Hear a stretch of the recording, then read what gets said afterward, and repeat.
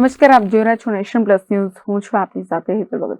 વડોદરામાં એક વિદ્યાર્થી પાસે યુકેના વર્ક પરમિટ અપાવવાના નામે છેતરપિંડી કરનાર એજન્ટ 7 મહિના બાદ પકડાયો છે.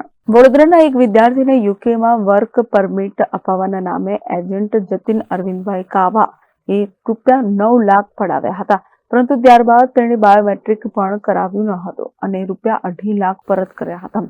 જેપી રોડ પોલીસ સ્ટેશનમાં આ અંગે ફરિયાદ નોંધાતા પોલીસે એજન્ટ સામે ગુનો નોંધ કરી તપાસ હાથ ધરી છે, પરંતુ તેનો પત્તો લાગતો ન હતો. દરમિયાનમાં ક્રાઇમ બ્રાન્ચની ટીમને આ એજન્ટ વાપીમાં હોવાની વિગતો મળતા તેના પર વોચ રાખી ઝડપી પાડ્યો છે.